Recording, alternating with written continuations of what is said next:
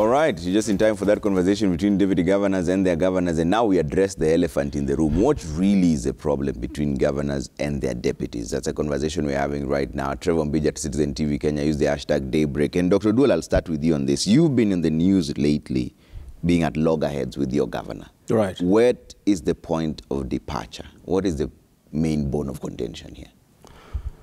So, Trevor, I want to say from the outset that the differences that, and I want to speak generally, then I'm going to narrow that to myself. Generally, the differences, because I speak with a good number of deputy governors, the differences that governors and deputy governors have across the country, because this permeates across, is not personal, it's ideological. It's around governance largely. And to narrow that down to myself, the difference that I have with my governor, James Orengo, is not personal. It's ideological. A good number of these governors and their deputies, when they were campaigning, they were the best of friends. And they had this, you know, unity of purpose and sense of direction that was driving them. And that applied in my case as well. And so when we started very, very well. And along the way, things happened. As you would agree, Governor Orengo is a fine legal mind. My background, I'm an accountant by training, and I'm a leadership and governance expert. So those two mix of skills were skills that we had hoped and we still believe was going to transform CIA. The first 3 months started working very well. Towards the end of, tail end of the third month, that was in November, we started drifting. And largely because of disagreement on how we wanted to run the county, governance issues. Because I was very close to finance, given my background, I would periodically review the finances of the county. And towards the tail end of November, I started noticing huge and abnormal withdrawals from the kitty, the impressed account. The impressed account is one account that is abused in many counties. So I started seeing 5 million withdrawal today. Every 2 or 3 days, I see another 10 million withdrawal. So I summoned the finance folks to come to my office to explain those abnormal withdrawals. And they couldn't explain. So I threatened that I was going to invite the ESCC to come to the office. Then they, you know, confessed that, you know, they had been withdrawing and taking to the office of the governor for county operations. So I said I was going to ask the governor. So I went and asked the governor. That was towards the end of November. And the governor said, no, he was not doing that. But then I told myself that this is my governor. If indeed this is happening, and I've confronted him, I'm sure this is going to stop. So I didn't want to put him on the spot too much. So I left it at that. So come December, this thing still obtained. So just to put it into perspective, Trevor, in the month of November, impressed, we withdrew 46 million. And I am not just talking. I came today with bank statements and requisitions here. 46 million in November, 41 million in December, over 20 million in January. In record 3 months, we had withdrawn from impressed over 100 million. Now, I need to clarify something because the Assembly, in their report, dismissed what I had, the evidence I had adduced before them. And they said that they were unsubstantiated. And specifically on impressed, because this is really the elephant in the room. This is where most governors steal from, and the finance folks steal from. The Public Finance Management Act allows accounting officers to open impressed accounts. But interest is interest. It is petty cash. It is for emergencies. Everything else passes through IFMIS because that has an audit trail. Imprest has very limited audit trail because when you transfer 15, 20 million into Imprest account, you know, you just need to sign checks to withdraw. You do not need control of budget to question you. But if IFMIS passes through control of budget, so you're going to be asked a lot of questions. So Assembly did not address themselves, Siaya County Assembly specifically, did not address themselves to the huge abnormal withdrawals. They deliberately ignored that and focused on legality. They said, you know, the PFM Act says it is okay for counties to open Imprest account, and so there was nothing abnormal about that. That was not the fundamental question. What I was trying to raise was the abnormal huge withdrawals. The PFM Act further goes ahead and says that even as counties are allowed to open Imprest accounts, they are also mandated to, there's a prescribed limit beyond which they cannot withdraw. So, and the limit is about 300,000 because it is Imprest. If you're going to withdraw, if you want to spend 1 million or 2 million, why are you not spending it through IFMIS? Why is it passing through Imprest? So, because I mean, we do not have a lot of time, and there are many other governance issues are raised with the Assembly. But I thought I just needed to narrow down to this Imprest. We had fundamental governance differences. But have you called the EACC into Siaya? Like I said, I think here 2 days ago, that I was consulting with my lawyers, and we are making a decision today. The report only came out this week. We needed to review before we make the next move. But I said we have 4 options after the Assembly. There's a DCI, there's a EACC, there's a committee, Senate Committee on Devolution and Intergovernmental Relations. There's also the courts. Okay. So we will make a decision end of this week, but which is today. The Act also says that if you're going to withdraw some of that Imprest, there has to be budget lines. So if you're saying that exactly, their budget lines, which is an abuse. No, not at all. Actually, what they are doing, they're in breach, because they are what they're calling it BTL, below the budget line.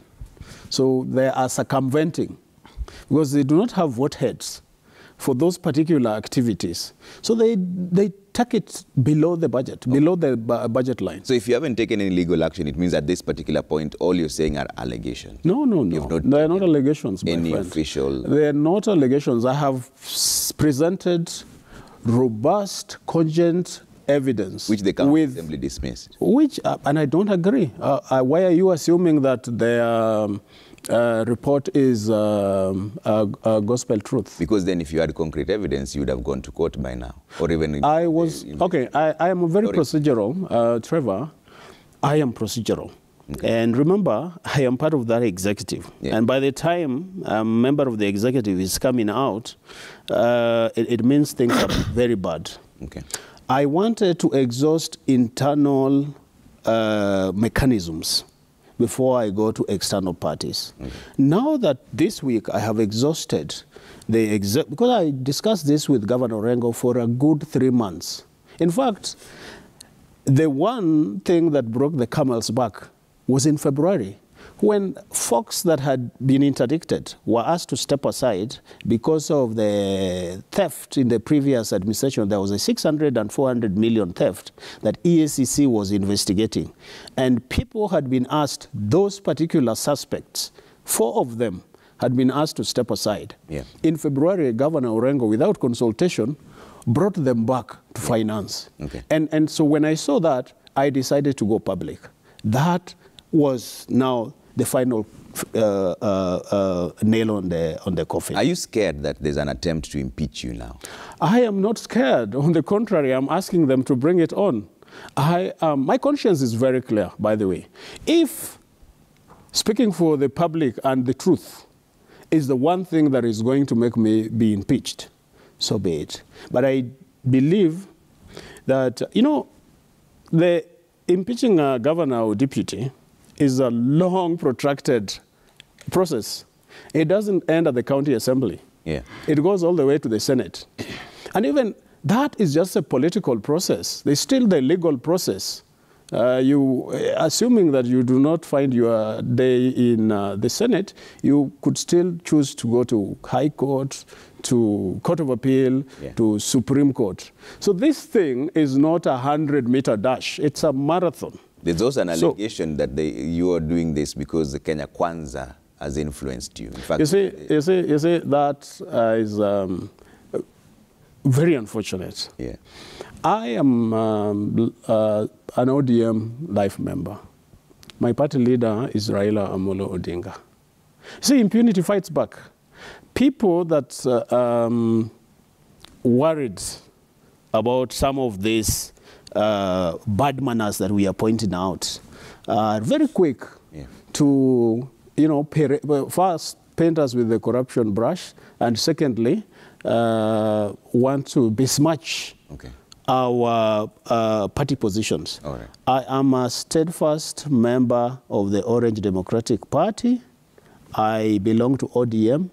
And I want to ask the people of Siaya County, and indeed the members of the public, that impunity always fights back.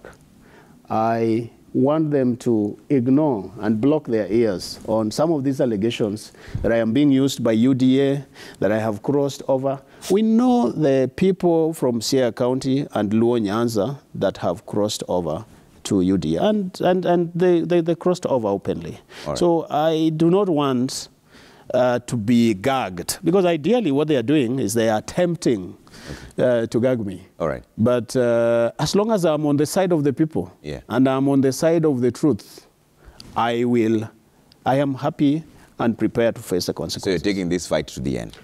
To the absolute end. Okay. Engineer Kirui, you too have been at loggerheads with your governor. In fact, at some point, he even nominated a CEC to stand in instead of you as the deputy governor when he was traveling. What is the bone of contention? What is the problem?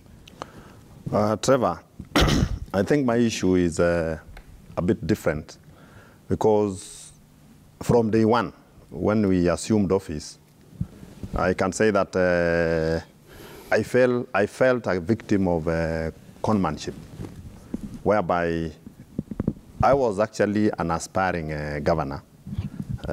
My governor was also aspiring. And before our nomination, our Kenya Kwanza nominations in April, we agreed to form a coalition together so that we could win against our competitor. And in that deal, we agreed that we were going to share the government at 60 for the governor, 60%, and 40% on my side. Immediately, we were elected on August. That one came, and it passed, and I got 0 in that government, at a whole 0. So to me, I believe I was conned, because you come in, and Trevor, I want to assure you that one of the people, or the aspirants who had an agenda for the people of Kericho County was me. And that is why either party was actually to negotiate with me on how I could actually come and build a coalition so that we could win. The party that we defeated actually tried, but I refused. These other party that I joined actually came. And the people who negotiated this deal were even very senior people. Yeah. The chair for the negotiation was the former roads minister, Franklin Bates. The current chair for forest, Job Chirchir, was actually part of the team that we negotiated and agreed on how we were going to share the government. But when that came, governor himself, because the constitution mandates him to do the appointment, goes ahead and appoints 100% on his side. I raised my voice because my supporters also got concerned that why are we being sidelined in a government that we all came in to support. There were several efforts to reconcile us. The church played a very critical role. Very senior bishops from our county played a very critical role. And we were brought to a negotiating table again, and we negotiated, we agreed. The governor himself committed because the church leaders were there. The governor even knelt down and said, let me apologize to His Excellency, the Deputy Governor. And I feel that I've done wrong to him. And I also said, Governor, I have no problem. Since you've agreed and you've apologized, we move forward. And he committed that time that he was going to do an executive order, because now he had appointed the CECs, to appoint me to the docket, or to give me the docket of water. That is because I'm an expert in water, and one of my strengths when I was campaigning is that we wanted to make sure that all households within the county at least were able to access water. Yeah. He agreed that he was going to do an executive order so that he appoints me to that docket. I said, Governor, you've said, and I rested there. 6 months down the line, we are in May, and the governor went ahead exactly and did exactly opposite on what he had said. So you see, that was the second lie that came from him. And it came before the people of God, surely. I felt and I said, what is happening? And that is why, to me, I feel that in a government that I'm actually currently serving, I'm the only one in that government. The entire team, of all the people who've been appointed, about in the executive team, we are 30. Because the governor is there. We have myself as a deputy. We have 10 CCs, that makes 12. We have 12 chief of staff, that is 24. We have the county secretary. We have the chief of staff. We have the advisors, the legal advisor, political advisor, and economic advisor, and the admin in our office. The entire team of 30 people, I'm the only one in that government. So even currently, let me tell you, Trevor, that even when I call CECs, they don't even pick my call. Nobody picks my call within that office. When I try even to follow on anything, nobody listens to what I tell them. So you feel sidelined? I feel sidelined, and that is why they come back trying to fight me.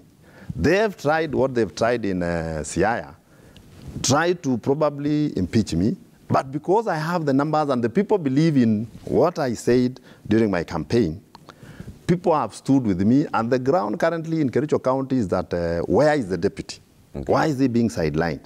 And it is because the governor himself, I can say, has been able to use a lot of lies. Use a lot of lies to get to power, because you were able to elect him. He conned me. He has even gone ahead and conned the youths. Currently, if you look at what is happening within Kericho County, we have a lot of tussle between the tea estates and the youths. Youths have actually banned machines. They have actually paralyzed the operations within the tea estates. And it is because he had actually promised the youth that within 100 days, the machines that are plucking tea in the tea estates will be removed. That was a blatant lie, because you know very well that this is a multinational. They are operating as business entity. And you go ahead and tell the youths that within 100 days, we'll be able to chase these people away. That was during campaigns. Where were you when those pronouncements were being made? Okay, you see, that's why I'm saying the reason why I was brought in is because myself, I had a sound policy on, during my entire campaign. I didn't use things that I know I could not achieve. I was campaigning on based on water supply, that how are we going to supply several houses. I had even a plan for the entire county that I did it myself. Currently, I have a whole plan of how water will get from point A to point B, from point D to the other point, the entire county. The other thing was on how do we create employment for our youths. Because you find that I was talking about industrialization, industrial parks. And in my campaign, I actually promised the people that we were going to create an industrial park whereby we were not going to rely on the KPLC power. We wanted to use a method whereby we generate our own power, whereby the mamambogas, the people who are selling fruits, you know, the peelings, we were going to collect them, weigh them, and pay some amount so that they could earn something, then take them to an industrial park, shred them, create gas, generate electricity, and use that electricity to power small and industries, so that people could earn from what is referred as waste. Because currently, even when you look at the conversation in the country, everybody is talking about the power bills have gone very high. Engineer, for you, the biggest issue here is deceit. And in fact, from what other people are listening to you, their thoughts are that it's simply because you've not been given a chance to eat at the same table. Because you wanted to share government and you've not been allowed to share government. So that's where the problem is. Trevor, if you look at my history, I don't believe in theft. And if there is anything, even if you ask the people of Kericho, they do have a belief that the person who has prudent ways of running government and no interest on getting the money from the public is me. Because I was the one who said, actually, I will not condone corruption. Okay. All right. It's important to mention at this particular point that we will give the governors also an equal opportunity to come and give a rejoinder to what their deputies are saying with us here. But Mwangangi, what is the best way of handling this issue? And have you personally gone through it? We haven't seen yours in public. Maybe you're going through it Chinyamaji. So what is the situation? What is the situation like in Machakos? Okay. 3 things. 1. Yeah. Martin Luther King said, each betrayal starts with the trust.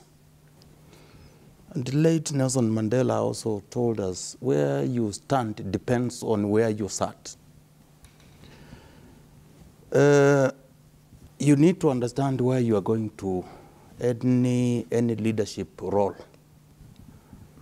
But I've heard very worse and very bad things from our colleagues, not even the 2 seated here. This is nothing. It is only that they are talking about it. So many deputy governors, so many are really going through. And even I know, even one, we are trying to assist if can secure maybe a former job where to just leave the issues touching on the county. Now, let me say this. First and foremost, you need to understand your boss. You need to understand your space as a deputy governor. You need to understand what Constitution says about your role as a deputy governor. But now, when you hear my 2 colleagues, these 2 colleagues here are serious individuals in corporate world before they went to politics. Kirui was a CEO for very many years. Oduol here was a serious businessman even today. I don't expect what I'm hearing. Now, my case in Machakos is different. The truth be said, all of us, I and the governor, served as members of parliament previously. There was fear that if these individuals came together, there would be some split because of thirst to power or greedy. But what I've done in Machakos is to allow governor a space to run the county. And I'm available 24 hours. If she wants to consult on anything, and if she wants me to do anything, and if she I'm under... You mean jobless? Sorry? If she doesn't consult, or if she doesn't call, or doesn't assign you any duties? I've not experienced that for now. But there is something I will tell you. Behind us, us is the governor and myself, is our party. Behind us is the church. And I can tell you, it is not that there are no differences. Don't be lied by anybody. They are serious ones. To an extent, even at some point, we were not even in talking terms. But my governor has some skills. Sometimes you might tend to think you have disagreed, but she will go around and she tells you, I'm a mother. You have to know we are here to work for the people of Machakos. That is something she likes expressing. And with those kind of sentiments and with understanding, you are a deputy governor. You are not the governor. Governor has the overall executive mandate to run the county as per the Constitution. Read Article 179 all the way to 183. It will give you guidelines and clear roles of how to run the county. Yeah. So what is happening here is my colleagues here went to pre-election agreement, but they did not look at what does the constitution say, okay? And that is very important. Yeah. That is the source. So I think I'm highly consulted, I'm highly involved in some of these issues at the county, and it is not, I don't get always what I want. Yeah.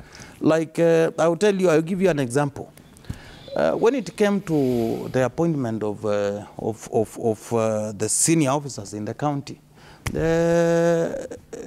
I might not have gotten what I wanted, but I understood the governor has the overall mandate. Yes. And I have every duty to ensure she succeeds. Yes. Because our success is mine as well. Also, exactly. Our failure is also my failure. Yeah. And there is something I will tell you. Watch this space. The governors and the deputies who are fighting, chances are high they are going to be thrown out by the voters. That is something I will tell you for sure. But it's a joint ticket, so it means both of them. No. If you are not in agreement, and if we agreed on something and you don't meet, I'm not going to run with you. Yeah. I will pick somebody else, I will support somebody else, and then chances are all of you will be rejected at the main ballot box. So I think we need to put the people's agenda first. And as leaders, we need to know why we are there in the first place, and agree to work together so that we can make our counties transformed. Yeah. Yes. Engineer Kiru, you know, before I bring in Dr. Dual, Engineer Kiru, you know, there's no point where the Constitution says that you are entitled to forming part of the government in Kericho to get some appointments. In fact, you are the assistant to the governor. So you are supposed to be in his structure. So if this was an agreement, gentleman's agreement, it's not anchored in law. So you cannot use it against your governor. Trevor, I think I'm in agreement with you on that. We knew very well that when we were putting down our agreement, in fact, the articles that my colleague, His Excellency Mwangangi, has mentioned, we were very privy to it, that the appointment of all the appointments as per the Constitution are going to be done by the governor. And I have no dispute about that. The Constitution is very clear on that.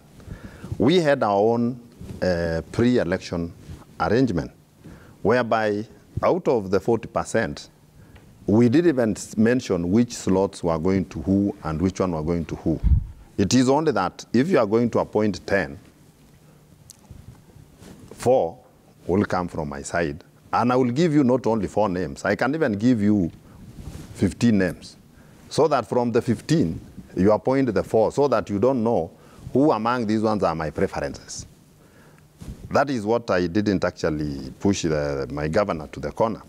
The other thing is that when you look at previous governments, when you look even from 2002, when the late Kibaki had a pre-election arrangement, whereby he brought in Ngilu, he brought in the late Kijana Wamalwa, and all those pre-election agreements, and later the Prime Minister, all those pre-election agreements that were agreed upon were actually formalized, and they were all appointed. And that's why the government was able to move. Yeah. And we didn't have any problem, and the government had delivery. Because at the end of the day, you see, these are political process. And the political process needs to be dealt with politically. Okay. So for you to achieve development, everybody needs to feel that we are inside the bus. Okay. When you look at 2013, there was a pre-election arrangement between His Excellency, the current president, 5th President William Ruto, and the retired President Kenyatta. And both of them had a very good working relationship for the first 5 years. Yeah. In the current system, the president, the 5th President himself, had several pre-election arrangements. And he ensured that all of them were honored. And that is why you find his government is actually systematic. That is why even his agenda, you find that it is very easy for him to implement his agenda because nobody is complaining. Yeah. So for us to be able to run smoothly, you see, my people, because I had a constituent of people who are actually prescribing or to my ideologies. Yeah. Definitely, Governor had also his side. Okay. So what we are saying is, you know, when you actually cut off one side, though there is nothing in the Constitution that talks about it, but you see, what I always tell people is, even if the Constitution, I cannot advocate that we change the Constitution the way it is, the roles that is prescribed to the deputy governors, the roles that is prescribed to anybody, because, Trevor, you cannot legislate on morals. Yeah. You see, you cannot legislate how somebody's heart will actually act. Even if you legislate currently that, I've seen my colleagues at times saying that we need probably to put into the Constitution the roles of deputy governors. Our roles are well specified, that we are the deputy principals. I mean, the deputy assistants to our governors. And that is what exactly we do. You deputize. If he wants you to do this work, he assigns you through written, not only verbal. And at times I tell people, what the Constitution envisaged was actually the constitutional duties. You can only be assigned to do certain work constitutionally. For example, when His Excellency the Governor was going outside the country, he writes a letter that I'll be away, and during my absence, I'm appointing you to act as a governor. So that way now it means I will act as a governor. And when I'm acting as a governor, there are certain specific things I cannot do. For example, I cannot hire, dismiss the CECs. Yeah. So if I do that, I'll be in the breach of the Constitution. And what does it mean? I always tell people, if you want to impeach a deputy governor, you cannot, there is no process of impeaching a deputy governor, because you have, first of all, to have violated the Constitution, gross violation of the Constitution. And for you to violate the Constitution, it means you, first of all, have to be acting as a governor. Yeah. Then you do now things that the Constitution is actually prohibiting you from doing it. So it means when you are acting as a governor and you do things that the Constitution doesn't allow you to do, it means now the clause of impeaching you comes in. Yeah. Otherwise, trying to create things here, oh, what happened here, there is no process. And that is why the drafters of the Constitution, I can say, were very sharp and they were very clear in their minds on what they wanted this country. All right. Dr. Dual, I see you have a lot of papers there, and you've mentioned that some money was withdrawn. Let's take an example, maybe like the closest one to you, either November 46 million or December 41 million. Mm-hmm. What was the money used for? That's the $10 million question. Isn't there a line saying this is for vehicles, this is for water, this is for this and that? You see, if the assembly was thorough and honest with themselves, that is the interrogation and the verification they should have done. You see, I submitted my evidence, and there were persons that I had accused, and they wrote to them, and they responded to the assembly. If they meant well for the great county of Siaya County, they should have invited me to go and substantiate, because they dismissed my evidence on account that they were unsubstantiated. Unsubstantiated. But these guys, these people, did not give me the opportunity to go and substantiate. Besides that, they should have, tried to establish these bank statements and these huge withdrawals of 950. In one day, Trevor, one junior staff is sent to the bank 6, 7, 8 times. Every 2 to 3 days, withdrawing 950,000, 950,000, 950,000, circumventing the central bank requirement of 1 million, where you now have to go with documentation. One person. I mean, I am sure even the bank is complicit, because really, if you, Trevor Mbija, you walked to the nearest bank here, I don't know which bank is closest here, and you're going with 6, because those are 6 times. Those are 6 checks. At 8 o'clock, you've gone with a check for 950. At 10 o'clock, a check for 950. Midday, a check for 950. And you do that 6 times in a day. Something must be terribly wrong. You want to say that is interest, because interest is petty cash. Petty cash is emergency. It's 200, 300,000. PFM Act has prescribed a limit. This is outright theft. outright theft. That is my problem. And you are part of the executive, because many people would say that you should share the blame. Why don't you quit then? My friend, and this is a question that a good number of people have asked me. I am not going to quit. And the reason I'm not quitting is because for the very first time, I think in the history of this country, there are not many of us that would, sit there and refuse to be part of the gravy train and challenge status quo and say enough is enough, we must call them out. You see, if I quit today, these guys are going to be emboldened. They will steal even more. I am very certain, even now, if they are still stealing, they are extremely scared. So there's some fair amount of deterrence in my, sticking there. Remember, he talked about Section 179 to 183 that talks about governor, deputy governor, county executive committees. Section 180, subsection 6 of the Constitution says that the governor and the deputy governor are like Siamese twins. We are joined to the hip. We are elected together. The governor's photo appears at the ballot, and my photo also appears at the ballot. So I am elected. If you want me to quit, let James Orengo also quit. Or let us disband the county altogether and give the people the opportunity to elect fresh leaders. But if you want me to quit as William Oduol, it's not going to happen. They must get used to William Oduol, deputy governor, for the next 4 years. I want to protect the people of Siaya. I want to protect public money. And by the way, I raised this issue in the early days because people are saying it's only 6, 7, 8 months. Why are you making noise now? You want me to wait for characters to steal people's money, and then I speak after 4 years when we've lost everything? I want us to fix it now. If James Orengo today calls me to a table to talk, I want us to talk.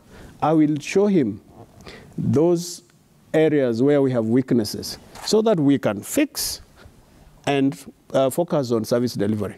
Because as we have this protracted battle, the people that are suffering are the great people of Siaya County. I am very concerned about service delivery. And this is why I am still pleading. Because you see, Orengo is the man with executive authority. He is the one with the power. If he wants this thing solved today, we'll solve it today. I am not making noise because I do not want to provide service. We want to provide service to the people of Siaya, but in the right manner, not at all costs. How would you solve theft? How do I solve theft? You just said that if you... I am an accountant by training. Yeah. My area of specialization is putting into place the right systems, the right structures, the right processes. Yeah. When we started, I had already laid that foundation. And the first 3 months, the organization, the county was running like a conveyor belt. Things were running very smoothly. Yeah. But and this is why I noticed that there were huge withdrawals because of the controls that I had put in place. So those controls have been abused. All we need to do is to ensure those controls are effective, they are robust. Okay. Once we do that, yeah, everything will be fine. I'm asking you that question because according to you, this is blatant theft. It is theft. Money has already been stolen. It's stolen. So even if you sit down now, according to you, this Yes. money has already been stolen. Yes. Somebody has to be held accountable. Absolutely, absolutely. The culprits must be brought to book, and let us seal all the loopholes, and let us go and work for the people of Siaya. Has there been attempts to reach out to you even by the party? Yes. The senator for Siaya County reached out to me. I actually even met him yesterday. We had a long, lengthy discussion. I am not going to divulge the nature of our discussion, but it was around Siaya and how we can bring peace and harmony. So there's some progress and engagement going on there. And from the top party leadership? The senator for Siaya is top party leadership. Or are you implying that he's not? ODM leader. Raila Odinga, has he reached out to you? No, Jacom has not reached out to me, but I believe that Oburu is better placed, because ideally, like I said earlier, if this impeachment at the county assembly goes through, it will go to the Senate, and Oburu is the senator for Siaya. So who is better placed than him? So I think we are doing the right. We are in the right process. Aren't you concerned that the senator who's supposed to be the one championing devolution matters in Siaya is not raising the same concerns as you? Because I believe that these issues had not become apparent until I talked about them. And you see, he sits at the Senate. I am in the coalface. I am in the industrial area. I am inside. I'm in the kitchen. I'm part of the executive. So I have an arm's reach to documentation in finance. So because of proximity to the county, I am able to see firsthand what is going on before, you know, somebody like Senator Oburu sees that. What is the relationship like with the MCAs? Well, you know, I don't know, quite honestly. And listen, I am not expecting Christmas cards from MCAs. It's not a love affair. We are elected to work for the people of Siaya County. So I care more about what the people out there say than what elected leaders. It is important that we have a harmonious relationship, and I try to cultivate that.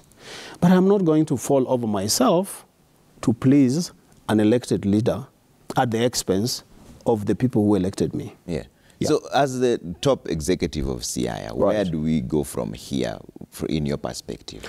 So how does this all end? You see, for me, I am still counseling with humility that the buck stops with Governor Orengo. He is the governor. I am his principal assistant. I take instructions from Orengo. If he tells me, let's go left, I will go left. Of course, within reason, because I also have an opinion, and it needs to make sense. Because I want us to lead with honesty and integrity. You see, we cannot be talking about good governance, transparency and accountability, and in our backyard, things are going south. That, for me, is the fundamental disconnect that we must address. Speaking of transparency, none of this impressed money came to your office.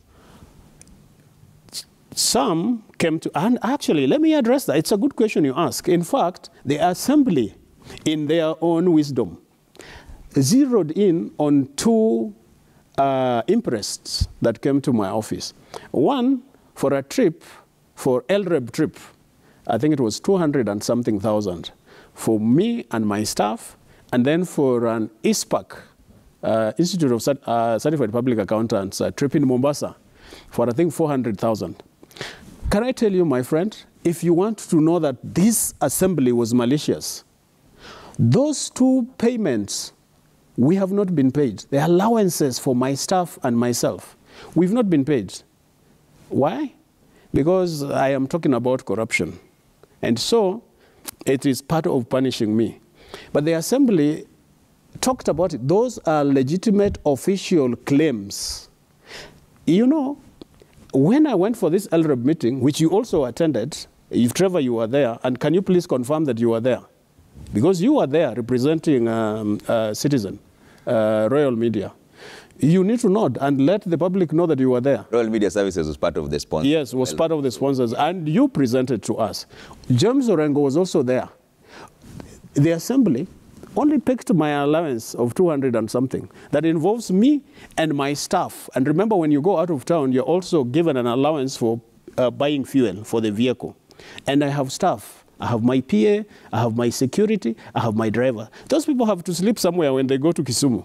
And we were supposed to have been advanced 200,000, which we've not been paid because of my fight on corruption. Ask them, why did the assembly, when they were bringing out the William Oduol 200,000 impressed, which is official, why didn't they bring out James Orengo's impress for that particular trip? Because both of us were at the LREB meeting in Kisumu. Okay. This is the malice and the dishonesty that I am talking about in Siaya County. Okay. Engineer Kirui, how does yours end? Ideally, what should happen? What do you recommend going forward? Okay, first of all, what I want to bring out is that, we are not appointees. Governors probably have had a notion whereby they think deputy governors are their appointees. Yeah. But what the Constitution states very clearly in Article 180, Clause 6, that the Independent Electoral and Boundaries Commission shall not conduct a separate election for deputy governor, but shall declare the candidate nominated by the person who is running for governor to have been duly elected. So we are duly elected leaders. We were not, you only nominate, and you nominate through the Constitution doesn't bother how you nominate your person, whether you agree on whatever, but so long as you've nominated that person, immediately nominate. There will be no separate ballot boxes.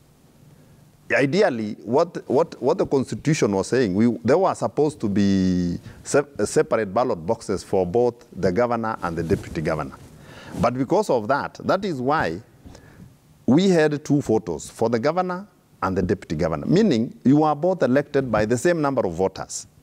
And once you've been elected, we know very well that the governor has the executive power. And all of us here, I think from our conversation, we don't dispute that. Yeah. That is why even governors themselves attend Council of Governors meeting. We don't attend as deputy governors, because that is also, there is an act. And we've not complained about it. What we are only saying is that there is an attempt by several governors, mine included, and you've heard the conversation from this table. There is an attempt to sabotage the Constitution. For example, if you look at the budget, the way they do their budgets, for example, in my case, we don't even have now fuel, we don't have anything, because we are solely depending on the governor. So it's like you go to their office to borrow. It's like you are actually asking, hey, unaweza leo, can you help me today? So that they say, oh, today, no, you come tomorrow. And the Constitution did not envisage that. You'll find that in their budget, when they are preparing the budget that goes to the Assembly, it is only indicated office of the governor. And then in the office of the governor, they prepare everything fuel, they prepare what. So the governor's offices are not catered for, whereby it is unconstitutional, because we are not serving, I'm not serving as Engineer Fred. Yeah. I'm serving as the deputy governor, as envisaged in the Constitution. This is a constitutional role. And I didn't appoint myself to that office. It is only that you find yourself in that office. It is like you, for example, Trevor, you find yourself here at Royal Media Services because you went through a certain process until so you are always provided for by Royal Media Services. If it is actually transmitting, doing everything, it is not your task. It is the task of the institution. So even us, as deputy governors, we didn't just find ourselves in that offices. It is through a process. And through that process, once you get to that office, you should not work at the whims of somebody thinks that you should today do this. You are being gagged. And that gagging is what we are saying we cannot accept as deputy governors. And we are coming out very strongly. I'm happy that my colleague here has actually stood out on corruption that is probably or has happened in their county. Myself also, we will get there. Because what we want to do is to ensure that the counties operate and people get services. Yeah. Because we are part of the executive. We are not supposed to be working as if we are not part of the system. Okay. That is why the Constitution, the drafters of the Constitution knew very well why they had that position. Okay. And people should not think that because the deputy governor doesn't do the appointment, doesn't do what, they are not part of the government. They knew. Have you taken particular interest in this impressed account, which Dr. Dual says is where most abuse happens?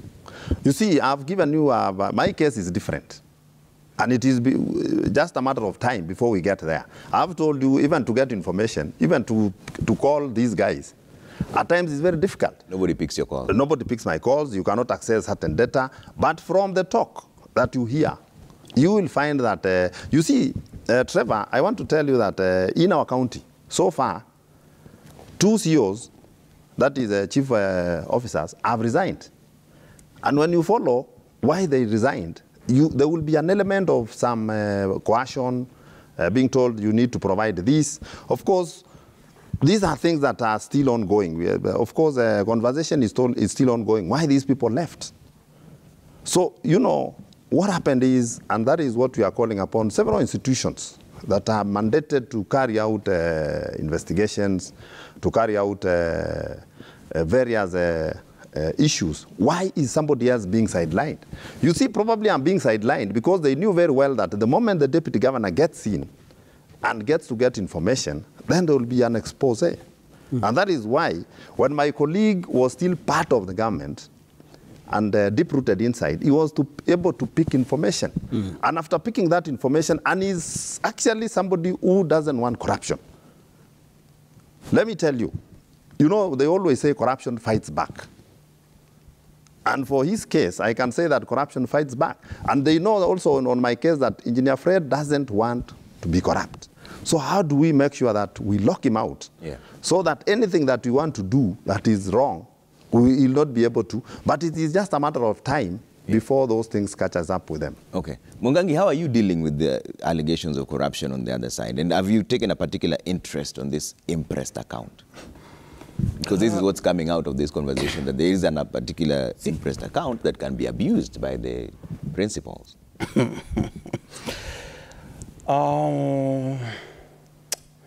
Let me say this.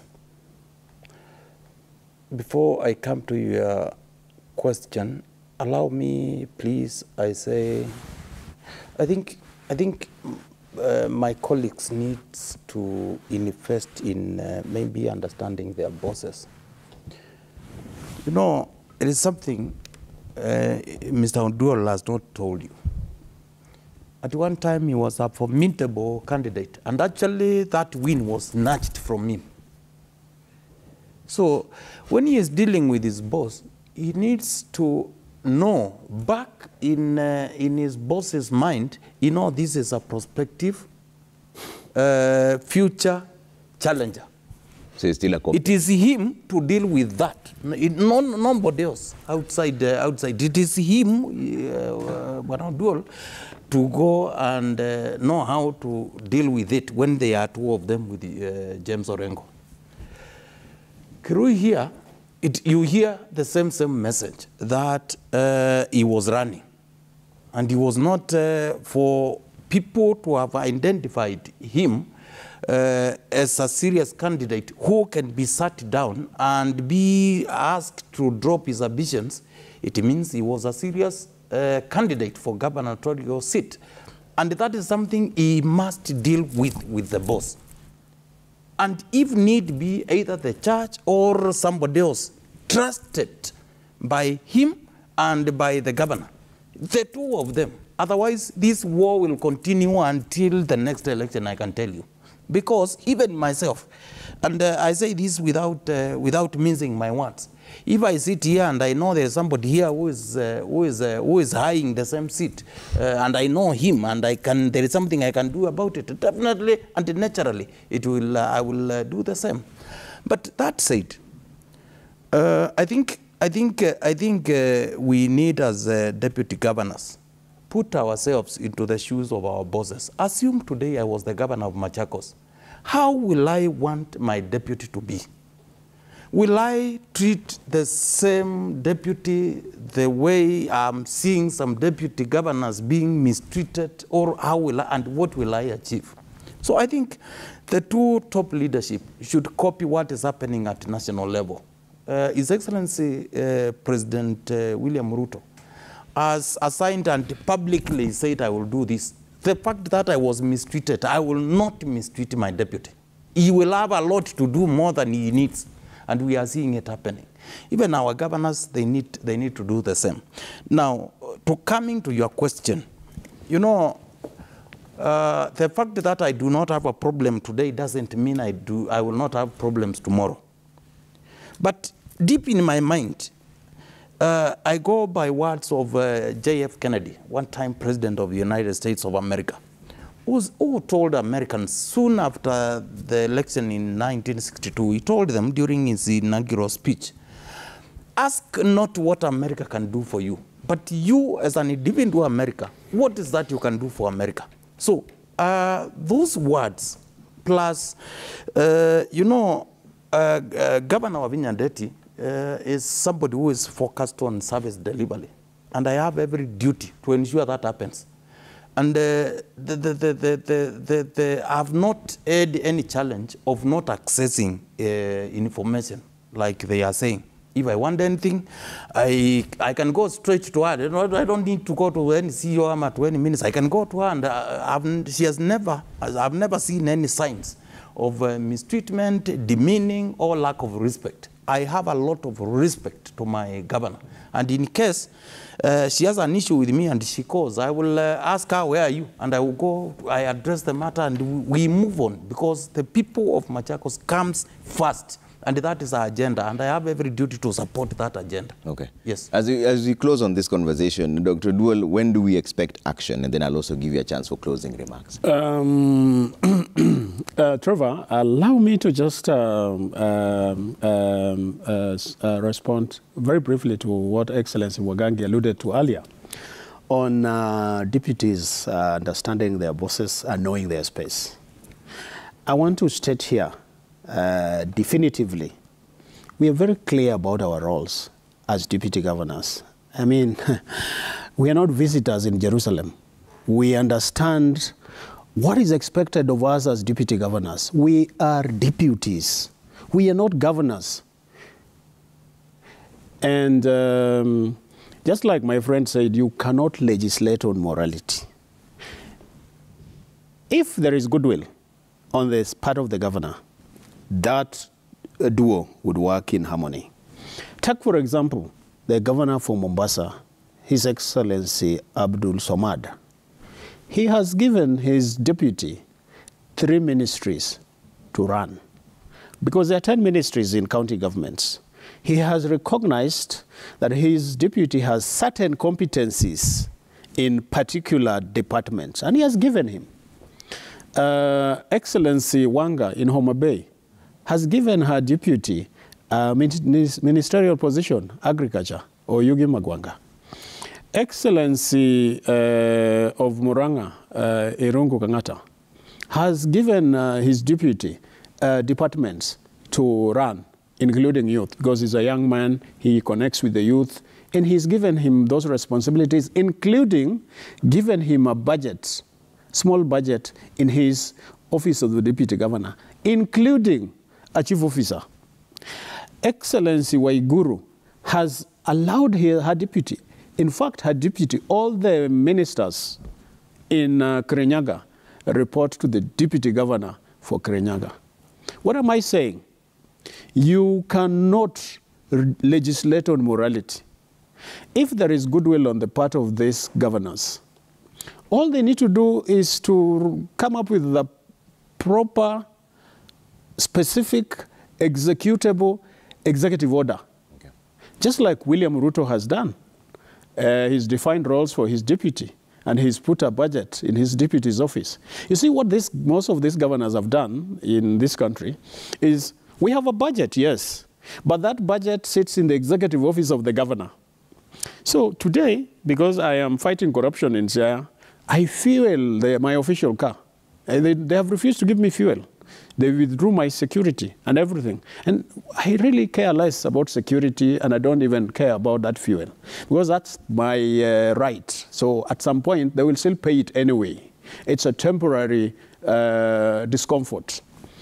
But if I had a small budget, and if I had defined roles, I would wake up, go to the office, and I would, even if the governor did not assign me duties, I would be able to assign myself duties, because really, our role is to go and serve the people.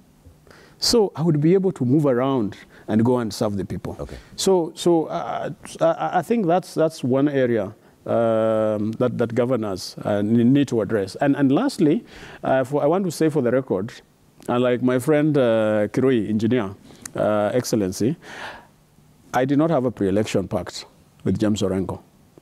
We went in there, we had a gentleman's agreement, just gentleman's agreement. But our overriding dream was to transform the county of Siaya through a 9-point agenda, which I still believe we are on course to execute once we sort out this small little storm in the teacup. What do you want at the end of it all?